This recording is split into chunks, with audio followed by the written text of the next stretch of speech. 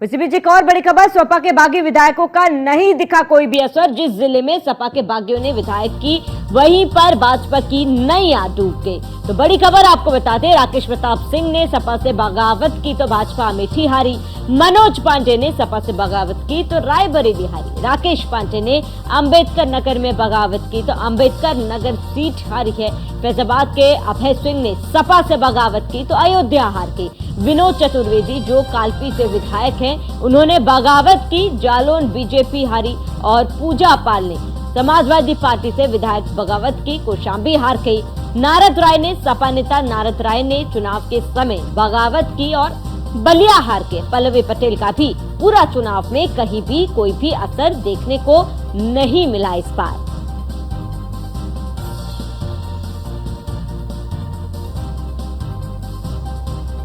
नारद राय ने, सपा नेता नारद राय ने चुनाव के समय बगावत की और बलिया सीट हार गए। सपा के बागी विधायकों का किसी भी तरीके का कोई असर समाजवादी पार्टी पर नहीं दिखा। चुनाव के दौरान हमने देखा था किस तरीके से कई नेता सपा से बागी हो गए थे, लेकिन उसके बावजूद भी सपा को कुछ ज्यादा नुकसान नहीं हुआ है। जहां राकेश प्रताप सिंह ने सपा से बगावत की तो अमेठी हार गए।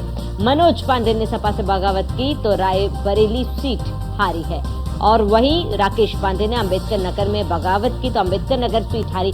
यानी कि अमूमन आप जिन नेताओं ने सपा से बगावत की है, उसका खामियाजा बीजेपी को भुगतना पड़ रहा है। तमाम ये जो सीटें आपको बता रहे हैं, वहां पर सपा के नेताओं ने सपा के साथ बगावत की थी और वही सीटों में हार देखने को मिला। तो पूजा पाल ने समाजवादी पार्टी से विधायक बगावत की और कौशाम्बी हारी है। और इसके साथ ही नारद राय ने चुनाव के समय बगावत की थी और बलिया सीट हार गए। सपा के बागी विधायकों का कोई भी खासा असर देखने को नहीं मिला, क्योंकि समाजवादी पार्टी का उम्दा प्रदर्शन इस बार रहा है। और आपको बता दें कि अखिलेश यादव के मोर्चा संभालने के बाद से सबसे अच्छा प्रदर्शन समाजवादी पार्टी का इस बार रहा।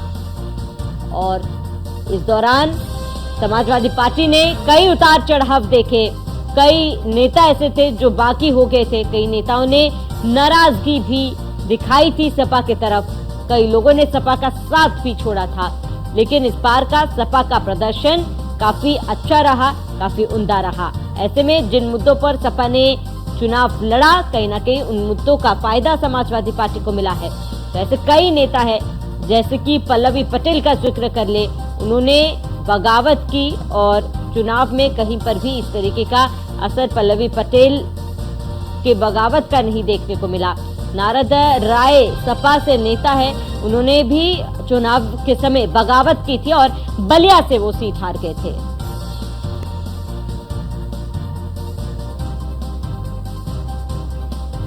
राकेश प्रताप सिंह ने सपा से बगावत की, भाजपा अमेठी हारी है। तमाम उन नेता जिन्होंने सपा से बगावत की थी, ये बड़े नेता मनोज पांडे बड़ा नाम जो सपा से उन्होंने बगावत की थी, जिसके बाद रायबरेली सीट हार गए। राकेश पांडे ने अंबेडकर नगर में बगावत की थी, अंबेडकर नगर सीट हार गए बीजेपी। फैजाबाद के अभय सिंह की वजह से अयोध्या हारी। तो लोकसभा चुनाव 2024 के बाद देश की सियासत में सपा का दखल बढ़ गया है और ऐसे में समाजवादी पार्टी का प्रदर्शन काफी अच्छा रहा। राष्ट्रीय स्तर पर तीसरी सबसे बड़ी पार्टी बनकर उभरी है समाजवादी पार्टी। और समाजवादी पार्टी को बीजेपी कांग्रेस के बाद सबसे ज्यादा सीटें यानी कि 37 सीटें मिली है। और सपा की स्थापना के बाद पार्टी का सबसे बड़ा और सबसे अच्छा प्रदर्शन रहा है। अखिलेश यादव के अध्यक्ष बनने के बाद से पहली बार सपा ने इतना अच्छा प्रदर्शन किया। इतनी बड़ी कामयाबी समाजवादी पार्टी को मिली। राष्ट्रीय स्तर पर अखिलेश यादव की छवि बड़े नेताओं के रूप में उभरी है, उनका कद बढ़ा है। और इसके साथ ही परिवार के भी जो तमाम नेताओं ने चुनाव लड़ा, सभी प्रत्याशी भारी वोटों के अंतर से चुनाव जीते। सपा ने यादव से ज्यादा कुर्मी, ब्राह्मण और ठाकुर प्रत्याशियों पर दांव लगाया।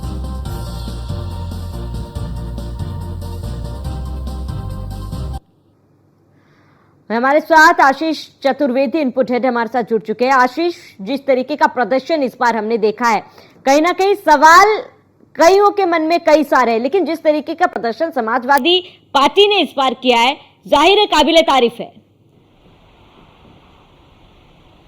जी बिल्कुल, जिस तरह से देखिए समाजवादी पार्टी ने जो प्रदर्शन किया है कि ये माना जा रहा था, ये कहा जा रहा था कि वोट बैंक कहीं ना कहीं खिसक गया है समाजवादी पार्टी का, लेकिन अब की बार जो चुनाव हुआ है उत्तर प्रदेश में ही खास तौर पर ये माना जा रहा है कि जो वोट बैंक था समाजवादी पार्टी का वो और मजबूत हुआ है, जो वोट शेयर है वो बढ़ा है समाजवादी पार्टी का। और जिस तरह से समाजवादी पार्टी की बात करें और कांग्रेस की भी बात करें, क्योंकि दोनों ने ही मिलकर जो है चुनाव लड़ा है।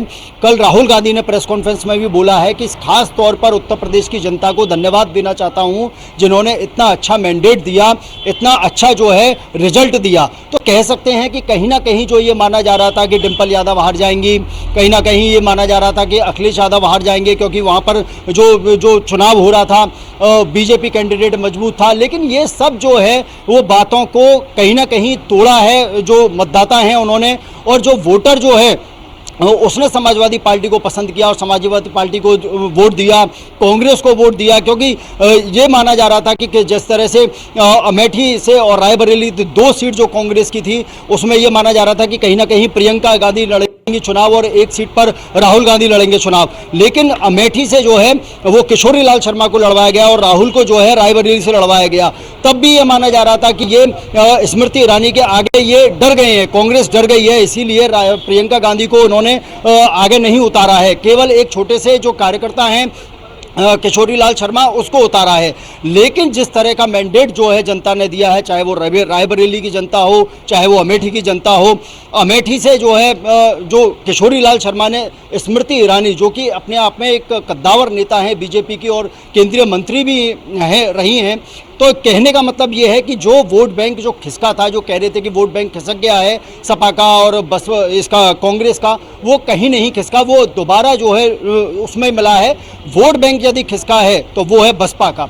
बहुजन समाज पार्टी का जो वोट बैंक है वो अब की बार बसपा में ना मिला, क्योंकि जो बीएसपी के जो वोट बैंक था वो कहीं ना कहीं कह सकते हैं जो चंद्रशेखर है। आशीष आप बने रहे हमारे साथ, मैं लौटूंगा आपके पास। और इसी बीच असिस्टेंट एडिटर अमुजेश शुक्ला हमारे साथ जुड़ चुके हैं। अमुजेश, जिस तरीके की स्थिति हमने देखी है जहां पर एक और बीजेपी के तरफ से 400 पार का नारा दिया जा रहा था, लेकिन 292 सीटों पर बीजेपी सिमट कर रह गई। लेकिन इसी बीच विपक्ष का काफी ज्यादा उमदा प्रदर्शन रहा है। अगर समाजवादी पार्टी की बात करें तो तीसरी बड़ी पार्टी बनकर उभर रही है। कहीं ना कहीं इन तमाम चीजों से अखिलेश यादव का कद जरूर बढ़ा है। देखिए, समाजवादी पार्टी की स्थापना के बाद से अखिलेश यादव का ही नहीं, समाजवादी पार्टी का सबसे बेस्ट परफॉर्मेंस है। इससे पहले जो है 2004 में समाजवादी पार्टी 18 से 20 सीटों के आसपास आई थी, जो उसका बेस्ट था। कहने का अर्थ यह है कि 2012 के बाद से लगातार जिस तरह से हार अखिलेश यादव झेल रहे थे, लगातार कोई भी उनको कामयाबी नहीं मिल रही थी। इसके अलावा 2017 में जब उन्होंने पार्टी को फुल फ्लेज अपने हाथ में ले लिया, उसके बाद भी जो है चीजें जो है नहीं सुधर रही थी। लगातार 2019 की हार हुई, 2017 की हार हुई, 2022 की हार हुई, उपचुनाव में हार हुई। इसके अलावा हार दर हाल झेल रहे थे। तो कहीं न कहीं पार्टी के अंदर उनके नेतृत्व को लेकर भी कई सवाल थे। यही वजह रही कि आपने देखा होगा कि कई सारे नेता जो है वो विधानसभा चुनाव के दौरान, उनके जो विधानसभा चुनाव के बाद जो है उनके बहुत करीबी थे, वो कई लोग पार्टी छोड़ के भी चले गए। मनोज पांडे समेत कई सारे ऐसे लोग थे जो कि स्वामी प्रसाद मौर्य के बयानों का बहाना बनाकर पार्टी से किनारा कर लिए।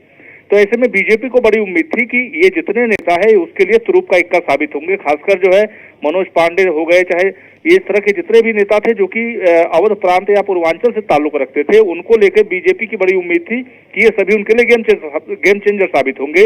लेकिन असल में हुआ इसका उल्टा। अखिलेश यादव ने एक तो बहुत ही समझदारी से अपनी पार्टी को सहेजा, चाचा शिवपाल यादव नाराज थे उनको अपने साथ सहेजा, पार्टी के पुराने कैडर को सहेजा।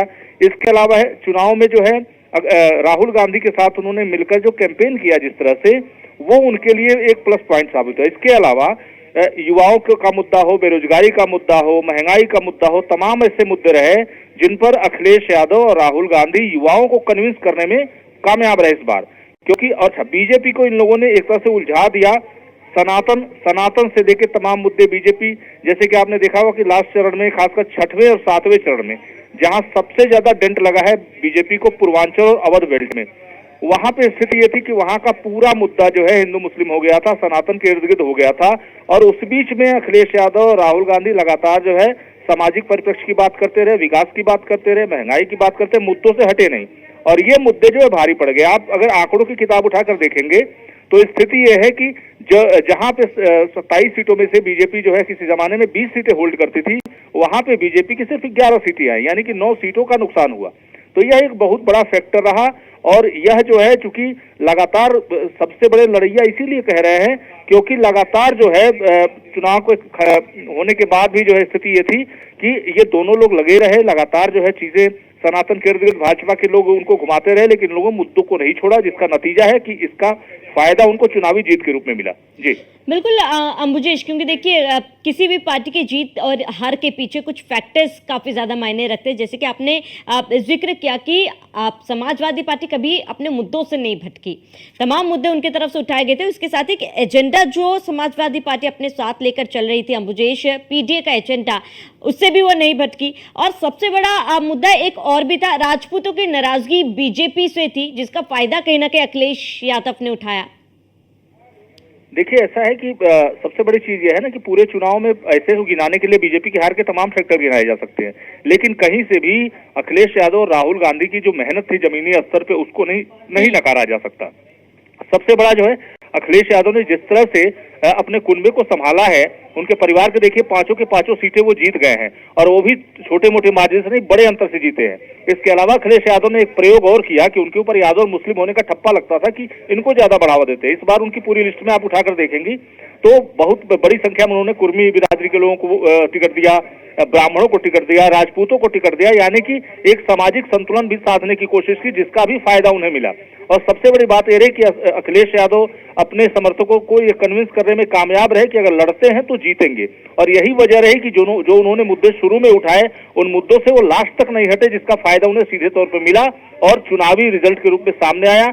आज की तारीख में अखिलेश यादव की समाजवादी पार्टी देश की तीसरे नंबर की पार्टी है। सबसे ज्यादा सीटें बीजेपी 240, कांग्रेस 99 के बाद 37 सीटें लेकर तीसरे नंबर की पार्टी है, जो कि छोटी बात नहीं होती है। समाजवादी पार्टी 1992 में इसका गठन हुआ था और 1992 के बाद 22 साल में जो है 32 साल में समाजवादी पार्टी ने यहाँ तक का सफर किया, ये अपने आप में बड़ी बात है।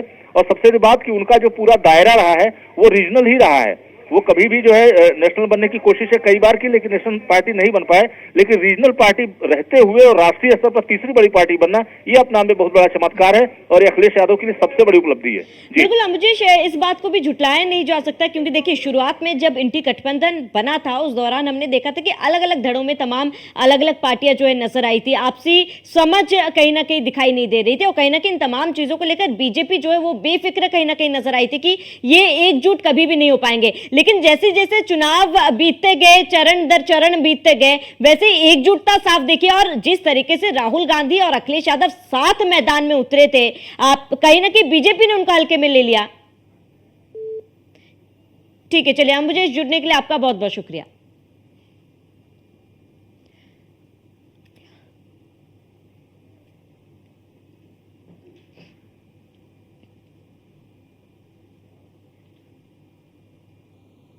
चलिए आगे बढ़ेंगे, जहां अमेठी और रायबरेली में रंग लाई कांग्रेस की रणनीति। अशोक गहलोत और भूपेश बघेल को दी गई थी जिम्मेदारी। अशोक गहलोत को माना जाता है कांग्रेस का चाणक्य, जहां पूर्व सीएम अशोक गहलोत कई बार बने हैं कांग्रेस के इब्नहार। कई राज्यों में कांग्रेस की सरकार गहलोत ने बचवाई थी। अशोक गहलोत को कांग्रेस आलाकमान का खास माना जाता है।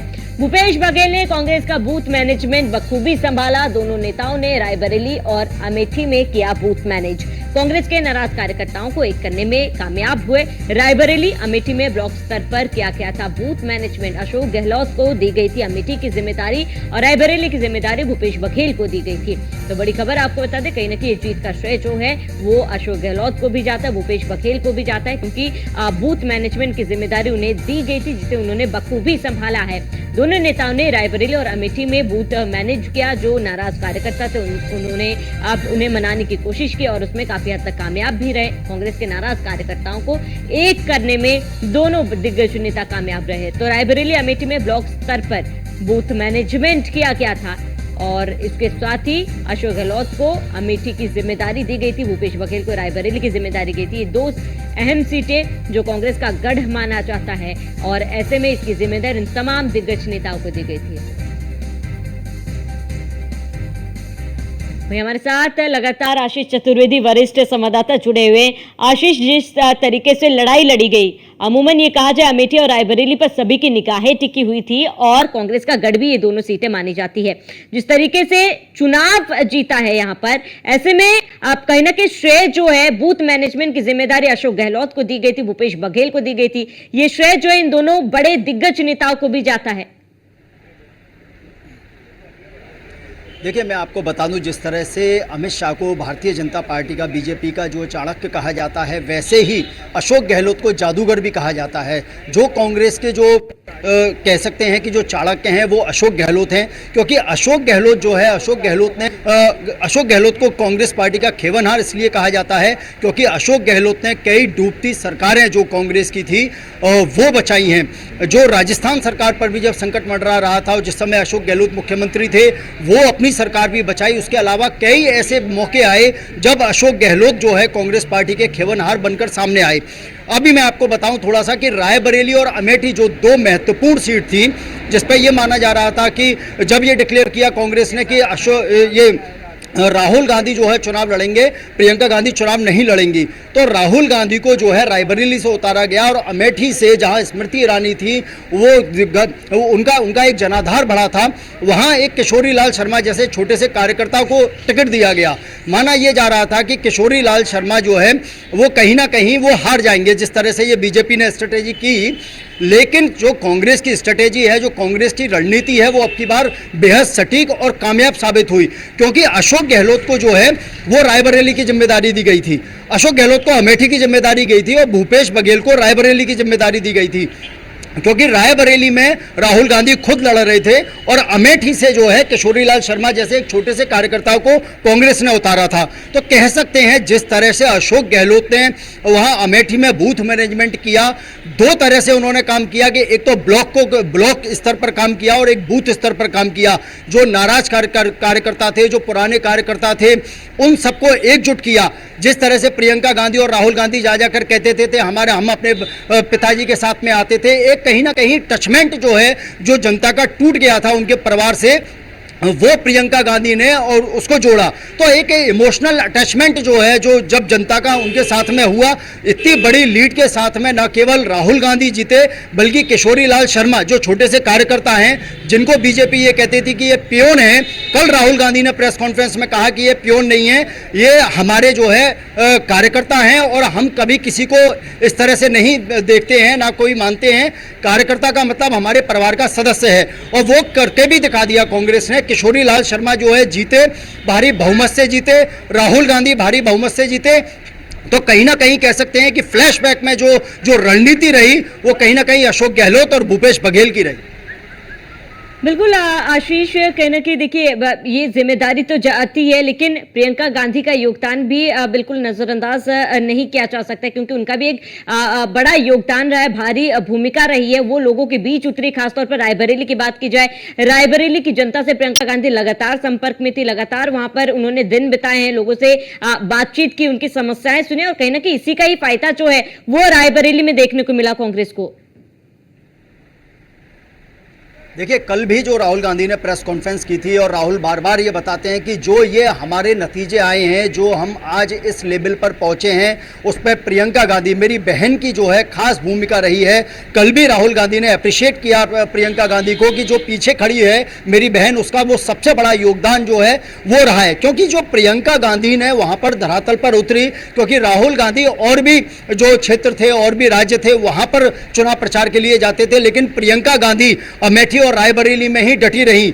उन्होंने जो जनता थी उनको फ्लैशबैक में लेके गई, उनको याद दिलाया कि देखिए आपके साथ में, अमेठी रायबरेली की जनता के साथ में हमारे परिवार का जो है वो एक इमोशनल टचमेंट रहा है। शुरू से हमारा अमेठी और रायबरेली गांधी परिवार का गांधी परिवार के बिल्कुल खास रहे हैं और ये पूरा अमेठी और रायबरेली हमारा परिवार है। ये जो मैसेज गया जनता के साथ में, जनता के बीच में, वो जो वोट बैंक जो खिसक गया था कांग्रेस का अमेठी और रायबरेली से, वो पूरा का पूरा मिल गया। जबकि राहुल गांधी जब उतरे थे और प्रियंका गांधी का ये माना गया था कि प्रियंका गांधी रायबरेली से नहीं लड़ेंगी और प्रियंका गांधी का टिकट जब डिक्लेयर नहीं किया तब ये मैसेज गया था कि ये सीट जो है अमेठी की वो हार रही है, क्योंकि स्मृति ईरानी एक बड़ा चेहरा थी। लेकिन किशोरी लाल शर्मा को जो उन्होंने खड़ा किया, जो सभी समुदाय का वोट मिला, यहां तक कि मैं आपको बता दूं ब्राह्मण होने के नाते काफी ब्राह्मण वोट जो था वो किशोरी लाल शर्मा को मिला, सभी समुदाय का, दलितों का वोट मिला, ठाकुरों का वोट मिला, जाटों का वोट मिला, और जो वोट कैडर बेस था जो उनका कांग्रेस का, वो पूरा का पूरा किशोरी लाल शर्मा को मिला और राहुल गांधी को मिला, जिस वजह से इन्होंने इतनी लीड के साथ में, इतने मार्जिन के साथ में चुनावी जीत हासिल की। ठीक है आशीष, तमाम जानकारी के लिए जुड़ने के लिए आपका बहुत बहुत शुक्रिया।